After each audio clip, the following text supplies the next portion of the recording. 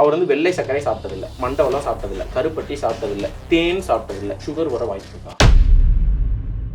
இப்போ சுகர் வந்து நிறைய பேருக்கு இருக்கு டாக்டர். ஒருத்தர் வந்து நான் ஒரு உதாரணத்துக்கு கேட்குறேன். அவர் வந்து வெள்ளை சர்க்கரை சாப்பிட்டதில்லை, மண்டவெல்லாம் சாப்பிட்டதில்லை, கருப்பட்டி சாப்பிட்டதில்லை, தேன் சாப்பிட்டதில்லை, இப்படி இனிப்பு சம்பந்தப்பட்ட எதுவுமே அவர் சாப்பிட்டதில்லை, நாட்டு சர்க்கரை சாப்பிட்டதில்லைன்னு வச்சுக்கிறோமே பிறந்ததுலேருந்தே, அவருக்கும் சுகர் வர வாய்ப்பு இருக்கா?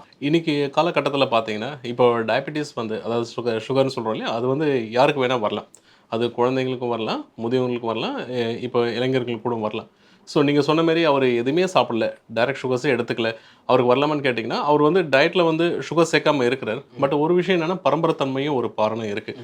ஸோ என்னதான் இருந்தாலும் அதே நேரத்தில் வந்து டயட் மட்டும் இல்லை, ஃபிசிக்கல் ஆக்டிவிட்டி. ஸோ நம்மளுடைய உடல் உழைப்பு இல்லாமல் இருக்கிறனாலும், ரெண்டாவது மன அழுத்தமும் இப்போ ஒரு காரணம் சொல்கிறாங்க, ஸ்ட்ரெஸ். அது எப்படி நீங்கள் ஸ்ட்ரெஸ் வந்து சுகர்ஸ் கூட போகலான்னு கேட்டிங்கன்னா, இப்போ ஸ்ட்ரெஸ்ஸாக இருக்கிற டைமில் பார்த்தீங்கன்னா கார்டிசால்னு ஒரு ஹார்மோன்ஸ் வந்து சுரக்கும். அந்த கார்டிசால் வந்து ஸ்ட்ரெஸ் ஹார்மோன். அது நம்ம சுகரை வந்து இன்க்ரீஸ் பண்ணும். ஏன்னா பிகாஸ் நம்ம அலர்ட்டாக இருக்கிறோம். ஸோ அந்த டைமில் வந்து அது இன்சுலின் ரெசிஸ்டன்ஸ்னு சொல்லிட்டு சொல்லுவோம். அதாவது இந்த குளுக்கோஸ் லெவல் அதிகமாகவே அதனுடைய இன்சுலினுடைய ஃபங்க்ஷன் சரியாக வேலை செய்யறதுனால அதை வந்து இன்சுலின் ரெசிஸ்டன்ஸ் சொல்கிறோம். இதுவும் ஒரு காரணங்கள் சொல்லலாம். ரெண்டாவது ஸ்லீப் ஹவர்ஸ் ஆல்சோ. ஸோ நம்ம சரியான தூக்கமும் இல்லாமல் இருக்கிறது. இதெல்லாம் ஈவன் தோ டயட் வந்து அவர் கண்ட்ரோலாக இருந்தால் கூட மற்ற இதெல்லாம் வந்து என்விரான்மெண்டல் ட்ரிகரிங் ஃபேக்டர்ஸ் அப்படின்னு சொல்கிறோம். இது சுற்றுப்புற சூழ்நிலைகள் ஒரு காரணம். ஈவன் தோ பரம்பரைத்தன்மை ஒரு காரணம் இருந்தாலும் இன்னைக்கு காலகட்டத்தில் டயபெட்டிஸ் வரதுக்கான முக்கிய காரணங்கள் இதெல்லாமே சொல்கிறோம். ஓகே டாக்டர், இப்போ நம்ம சோறு சாப்பிட்றோம், இட்லி தோசை சாப்பிட்றோம், இப்படி மாவு சம்பந்தமான விஷயங்கள் சாப்பிடும்போது இதுலேயும் சுகர் இருக்குமா? கண்டிப்பாக. ஏன்னா இப்போ ஆக்சுவலாக நம்ம டயட்னு எடுத்துக்கிட்டால் 3 விஷயம் தான் இருக்குது. கார்போஹைட்ரேட்ஸ், ஃபேட்ஸ், ப்ரோட்டீன்ஸ்னு சொல்கிறோம். இதுதான் வந்து மேக்ரோ நியூட்ரிஷன் சொல்கிறோம். மாவு சத்து, புரத சத்து, கொழுப்பு சத்து. ஸோ இந்த மாவு சத்து தான் நீங்கள் சொன்ன மாதிரி அந்த சோறுன்னு சொல்கிறீங்க, இட்லின்னு சொல்கிறீங்க, தோசை, என்னென்னலாம் வெயிட்டாக இருக்கோ அது எல்லாமே வந்து கார்போஹைட்ரேட் இருக்குது. ஈவன் மைதான்னு எடுத்துக்கிட்டிங்கனாலும் சரி, நம்ம பார்க்குற சுகர்ஸும் சரி. ஸோ கோதுமையும் வந்து ஆக்சுவலாக வந்து ப்ராசஸ்ட். நம்ம எதுவுமே வந்து கார்போஹைட்ரேட் இல்லாமல் இல்லை.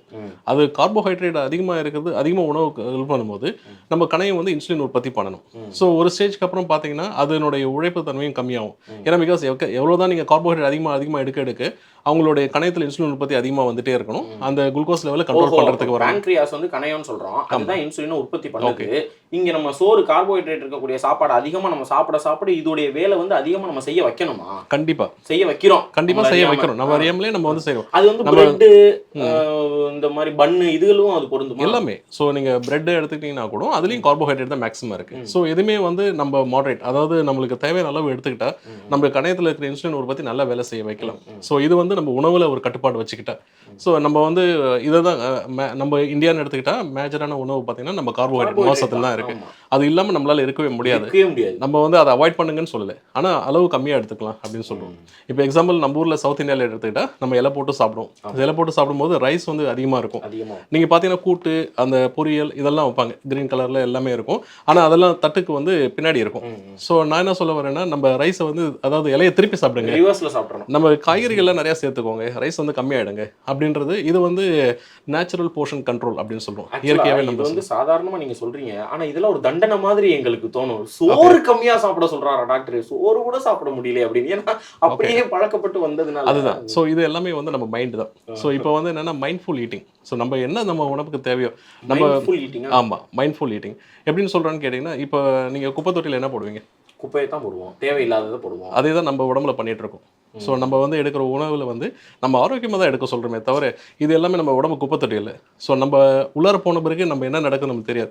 நம்ம பாடி வந்து ஒரு பெரிய எனர்ஜி லெவலில், அதாவது ஒரு இன்ஜினியரிங் ப்ராசஸே நடக்குது. நம்ம மெடிசன் தான் பேசுகிறோம், ஆனால் அந்த ஒரு ஃபுட்டை வந்து எப்படிலாம் ப்ராசஸ் பண்ணுது, ஸோ அது எப்படி கண்ட்ரோல் பண்ணுது, அது எவ்வளோ கஷ்டப்படுதுன்னு யாருக்குமே தெரியாது.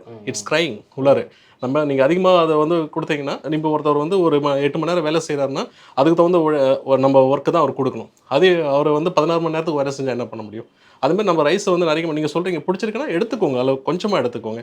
அதே அதிகமாக எடுக்க என்னென்னா அதனுடைய உடல் உழைப்பு அதிகமாகிட்டே இருக்கும். ஸோ அது நம்மளுக்கு தெரியாது. அதனுடைய பின் விளைவுகள் தான் நம்ம டயபெட்டிஸாக காமிக்குது. ஸோ அப்போ வந்து நமக்குள்ளே ஒரு கட்டுப்பாடு வைக்கணும். இதை தான் மைண்ட்ஃபுல் ஈட்டிங் அப்படின்னு சொல்கிறோம் நம்ம. ஸோ உணவு வந்து ஒரு நல்ல ஆரோக்கியமாக எடுத்துக்கணும். நம்மளுடைய அதாவது இந்த குடலையோ இதையோ கணையத்தையும் வந்து குப்பை தொட்டி நினச்சிக்கூடாது, அதிகமாக போடக்கூடாது.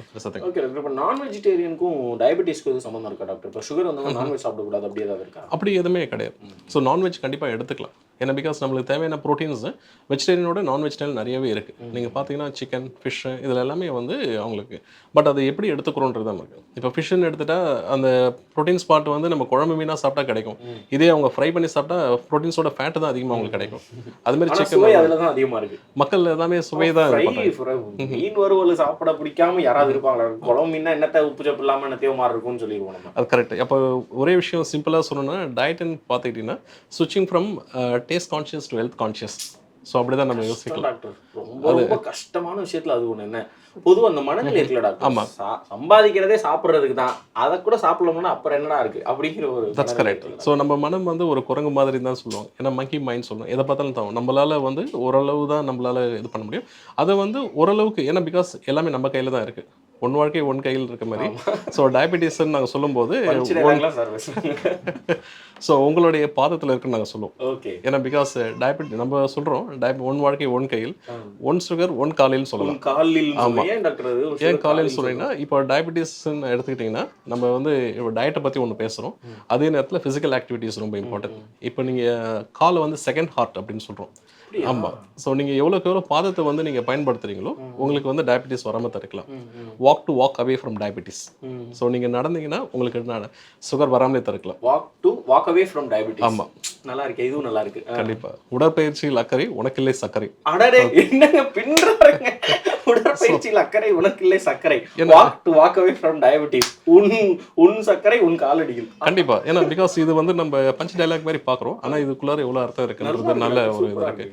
ஏன்னா இப்போ நீங்க கேட்டீங்க டயபெட்டிஸ் வராம தடுக்கணும் அப்படின்னா கண்டிப்பா அது தடுக்கலாம். அது நம்ம கையில் நம்ம காலில் தான் இருக்கு. ஸோ நீங்கள் காலை எவ்வளோக்கு எவ்வளோ யூஸ் பண்ணுறீங்க, ஒரு நாளைக்கு நம்ம எவ்வளோ ஸ்டெப்ஸ் நடக்கிறோம் அதுன்றது ரொம்ப முக்கியம். எஸ் கண்டிப்பாக. இப்போ நீங்கள் டயட் மட்டும் சொன்னீங்க, நான் இதெல்லாம் சாப்பிட்றதில்ல, எதுவுமே சாப்பிடல, அவர் வந்து வெள்ளை சுகரே சாப்பிடல, எந்த எதுவுமே நாட்டு சக்கரை சாப்பிடல, டயபெட்டிஸ் வருதான்னு இதுதான். ஸோ அவர் வந்து நல்ல டயட்டில் இருப்பார், பட் ஃபிசிக்கல் ஆக்டிவிட்டி எல்லாமே இருக்கும். உடல் பருமன் ஒரு காரணம். ஏன்னா இன்னைக்கு வந்து தொப்பைன்னு நம்ம சொல்கிறோம். ஸோ அதுதான் வந்து இன்னைக்கு வேர்ல்டு லெவலில், இந்தியா மட்டும் கிடையாது, உலக லெவலில் ஆஃப்டர் கோவிடுக்கு அப்புறம் உலகமே வந்து வெயிட் அதிகமாக இருக்குது. ஏன்னா பிகாஸ் ஹியூமனோட ஃபிசிக்கல் ஆக்டிவிட்டி, நீங்கள் கோவிட் டைமில் பார்த்தீங்கன்னா ஃபிசிக்கல் ஆக்டிவிட்டி கம்மியாயிடுச்சு. ஸோ ரெண்டாவது availability high calorie diet. So இன்றைக்கி நீங்கள் எந்த டயட்டுமே வந்து நம்மளுக்கு கம்மியான ப்ரைஸில் கிடைக்குது. இன்றைக்கி வெஸ்டர்னைஸ் கல்ச்சர். நீங்கள் ஒரு சிம்பிளான ஒரு விஷயம் பார்த்தீங்கன்னா, நீங்கள் ஒரு மிருகங்கள் எதுவாக இருந்தாலும் அது வந்து அந்த இடத்துக்குள்ளே தான் இருக்கும், அங்கே கிடைக்கிற உணவுகள் தான் இருக்கும். ஆனால் மனிதனும் மிருகத்துலேருந்து தான் வந்திருக்காங்க. அவங்களுக்கு என்ன கிடைச்சிங்கன்னா எல்லா டயட்டுமே கிடைக்குது. இன்றைக்கி நம்ம சென்னையில் உட்காந்துருக்கோம், உங்களுக்கு மசின் டயட்டும் கிடைக்குது, எல்லாமே கிடைக்குது. ஸோ அப்போ வந்து நம்ம உடம்புல வந்து மெட்டபாலிக் மெமரின்னு சொல்கிறோம். ஸோ அப்படின்னா என்ன கேட்டிங்கன்னா, நம்ம எடுக்கிற உணவு வந்து அது ஏற்கனவே அது மெமரி இருக்கும், அதுதான் டைஜஸ்ட் பண்ணுறதுக்கு ஈஸியாக இருக்கும். இப்போ நீங்கள் புது புது உணவாக கொடுக்கும்போது அதுக்கு தகுந்த மாதிரி அது அடாப்ட் ஆகும். அப்போ there is one thing happening, we call it as ஆக்சுவலாக நம்மளுடைய பாக்டீரியா. ஸோ இது வந்து எல்லாமே மாறுபட்டிருக்கு. நாளைக்கு ஃபியூச்சரே பார்த்தீங்கன்னா இதுதான் வந்து ஒரு பாக்டீரியல் டிஸ்பயோசிஸ் அப்படின்னு சொல்கிறோம். அதாவது என்னென்னா நம்மளுடைய மைக்ரோபயம் அப்படின்னு சொல்கிறோம். ஸோ இந்த மைக்ரோ பாக்டீரியா அது நல்ல பாக்டீரியாவும் இருக்குது. நம்ம வயிற்று உள்ளாரே பார்த்தீங்கன்னா கோடிக்கணக்கான பாக்டீரியாஸ் இருக்குது. ஸோ அது எல்லாமே வந்து நம்ம டைஜஷன் ப்ராசஸ்க்கு ஹெல்ப் பண்ணுது. கட், இந்த கட் டிஸ்பயோசிஸ் அப்படின்னு சொல்கிறோம். இது எல்லாமே வந்து மாறுபடுறதுனால நாளைக்கு இன்னைக்கு டயபெட்டிஸ் மட்டும் கிடையாது, இன்னொரு முக்கியமான விஷயம் நான் ஆல்காலிக் ஃபேட்டி லிவர் டிசீஸ், அதாவது நாஷ் அப்படின்னு சொல்கிறோம். ஸோ இந்த ஃபேட்டி லிவர்னு கேள்விப்பட்டிருப்பீங்க. இந்த ஃபேட்டி லிவர் வந்து ஒரு மிகப்பெரிய ஒரு பிரச்சனையாக இருக்குது. இது வந்து பார்த்தீங்கன்னா காரணம் வந்து நம்மளோட உணவில் மாறினது. ஃபேட்டி லிவருங்கிறது கல்லீரல் வந்து வீங்குறதா? கண்டிப்பாக. ஸோ இப்போ ஃபேட்டி லிவர்ன்றது என்னென்னா, இப்போ நம்ம எடுக்கிற உணவுகளில் அதிகமாக வந்து கொழுப்பு சத்தம் அதிகமாக இருக்குது. அதே நேரத்தில் நம்ம எடுக்கிற கார்போஹைட்ரேட் இது எல்லாமே வந்து ஃபைனலாக வந்து ட்ரைக்ளிசரைட்ஸாக மாறி அந்த ட்ரைக்ளிசரைட்ஸ் எல்லாமே வந்து ஃபேட்டாக டெபாசிட் ஆகுது லிவரில். ஸோ அந்த ஃபேட் டெபாசிட் ஆக என்ன ஆகிடுதுன்னா லிவரோட ஃபங்க்ஷன்ஸ் கொஞ்சம் கொஞ்சமாக மாறுது. அது வந்து ஸ்டியட்டோசிஸ் அப்படின்னு சொல்கிறோம். அந்த ஃபேட் டெபாசிட் அதிகமாகி ஒரு ஸ்டிஃப் ஆகிடும். ஸோ அதுக்கப்புறம் பார்த்தீங்கன்னா அது சிரோசிஸ் லிவர் அப்படின்னு சொல்கிறோம். அந்த லிவரே பழுதடையுது. அந்த லிவர் ரொம்ப இதாகிடுச்சுன்னா அதுக்கப்புறம் அது வேலை செய்யாது, அதை வந்து நம்ம மாற்றி தான் ஆகணும். அதுக்கு தான் வந்து லிவர் டிரான்ஸ்பிளான்ட் பண்ணுறது. இன்றைக்கி இந்தியாவில் வந்து அதிகமாக லிவர் டிரான்ஸ்பிளான்ட் நடக்கிறது நாட் ஃபார் ஆல்கஹாலிக், இந்த நேஷன் சொல்கிற நான் ஆல்கஹாலிக் ஸ்டேட் ஆஃப் ஹெப்பாடைட்டிஸ். அதாவது அவங்க ஆல்கஹாலே கிடையாது, பட் இந்த ஃபேட்டி லிவர்னால போகிற சிரோசிஸ் தான் வந்து இன்றைக்கி அதிகமான டிரான்ஸ்பிளான்ட் இந்தியாவில் நடக்கிறதுக்கான காரணம். எண்ணெய் பலகாரங்கள் திரும்ப இந்த எண்ணெயில் சுட்ட இந்த மாதிரியான வடை, இந்த பலகாரங்கள்லாம் ரொம்ப குறைச்சிக்க வேண்டியது ரொம்ப ரொம்ப அவசியமாக இருக்குது. கண்டிப்பாக. ஆக்சுவலாக நம்ம ஆரோக்கியமாக எடுங்கன்னு தான் சொல்கிறோம், எல்லாத்தையும் அவாய்ட் பண்ணுங்கன்னு சொல்லலை. ரெண்டாவது இன்றைக்கி எண்ணெயிலே நிறைய கன்ஃபியூஷன்ஸ். ஏன்னா இப்போ நம்ம நிறைய ப்ராசஸ்ட் ஆயில் எல்லாத்தையும் யூஸ் பண்ணுறோம். பாம் ஆயில், அதெல்லாம் ரீயூஸ்டு ஆயில். நீங்கள் வெளியில் ஃபாஸ்ட் ஃபுட் போனீங்கன்னா கூட அவங்க என்ன ஆயில் யூஸ் பண்ணுறாங்கன்னு நம்மளுக்கு தெரியாது. ஸோ அதை வந்து நம்ம அன்றைக்கி காலகட்டத்தை நம்ம பார்க்குறோம். நம்ம ஃபியூச்சராக நம்ம எதுவுமே இன்றைக்கி எல்லாமே ஃபாஸ்ட்டுன்னு நம்ம லைஃப்பும் ஃபாஸ்ட்டாக இருக்கணும்னு தான் நினைக்கிறோம். பட் நம்ம ஹெல்த் வந்து பண்ணும்போது தான் அப்போ தான் கசக்குது. எது சொன்னாலுமே வந்து டாக்டர் சொன்னாங்கன்னா என்ன டாக்டர் இப்படி சொல்கிறீங்க, எங்களால் ஃபாலோ பண்ண முடியாது. பட் நான் வந்து எல்லாமே சேஞ்ச் பண்ணால் ஆக்சுவலி டைனி சேஞ்சஸ். இன்னைக்கு என்ன பண்ண முடியும் நம்மளால? Act today to change tomorrow. So அந்த மாதிரி பண்ணலாமே அப்படின்னு சொல்லிட்டு. இப்போ இந்த கசப்பு சுவை இருக்குல்ல டாக்டர், ஏன்னா இனிப்புக்கு அப்படியே ஆப்போசிட் வந்து கசப்பு தான். இனிப்பு எப்படி சுகருக்கு எதிரியோ அதே மாதிரி கசப்பு வந்து நண்பன்னு ஒரு மித் மாதிரி. இது எனக்கு ஃபேக்டான்னு தெரியல, அதான் உங்களுக்கு கேட்க ட்ரை பண்ணேன். ஒரு பாவக்காய் சாப்பிட்றதா இருக்கட்டும், இல்லை கசப்பான ஏதோ ஒன்று சாப்பிட்டா சுகர் இருந்தால் அதெல்லாம் சாப்பிடலாம் அப்படின்ற ஒரு வாதம் வந்து இருக்கு. சும்மா பேச்சு அடிப்படையில் குடும்ப உறுப்பினர்கள்லாம் இப்போ வந்து யாராவது ஒரு சுகர் பேஷண்ட் இருக்காங்கன்னா பாவக்காய் சாப்பிடு சுகருக்குலாம் நல்லது அப்படின்னு சொல்லிட்டு போயிடுவாங்க. அது என்ன கணக்கு என்னன்னே தெரியல. இது உண்மையா டாக்டர்? இந்த கசப்பு சுவை சுகருக்கு வந்து எனக்கு அப்படி கேட்டால் அப்படி இல்லை. நம்ம எதுவுமே வந்து இஷ்டப்பட்டு தான் செய்யணும், கஷ்டப்பட்டு செய்யக்கூடாது. ஸோ நம்ம வந்து உணவு பார்த்தீங்கன்னாலே வந்து அது விரும்பி தான் நம்ம சாப்பிடணும். நீங்கள் சித்தர்கள் கூட சொல்லியிருக்காங்க, நம்ம உணவே தான் மருந்துன்னு சொல்லிட்டு.